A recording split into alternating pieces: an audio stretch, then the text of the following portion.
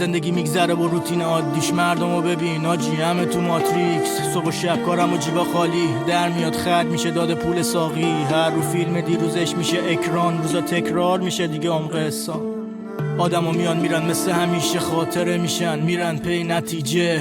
دل ببندی سخت میگذره، توی معامله نمیره تک میپره. میگه هی هرچی باد و باد، پی رسیدن به کی دادی باج باز. واسه ماهایی که سالامون سخت گذشت، 100 تا کتاب کمه از سر گذشت. یه روح پیر با تن جوون دارم، نبین زبونم ساکته میدم پرم. یه چی تو مغزم ریپیت میگه نمون، دلم میگه نبند بده بره کلن. خاصیت آدم هاست که بخوام بزنن زمین. روی مرد میخواد خودش خصلت پلید، میارشون پایین تر از بچه پایین. دل بزرگ میرسه به سقف، کج میشه گاهی. فکر کردی میگم خوب میشه دایی، هر روز قبل سرتر چایم. زندگی آسونه سخت نگیرش، درگیر نشو سر بالا سقف ببینه. اون پایینو ول کن آخه زیاد بودی توش، وقتشه تن بره بالا وقت بچینه.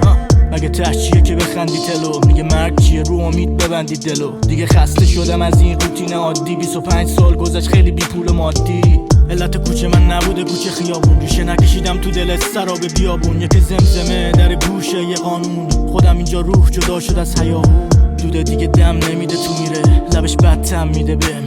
روزی الام از سب دور من بد بازیه، پام هستن تا هستم با من اما با اصلا. نیا دور من امسال که بستم، قول دادم کج نشه رام تا مقصد. نیا دور من امسال که بستم، قول دادم کج نشه رام تا مقصد.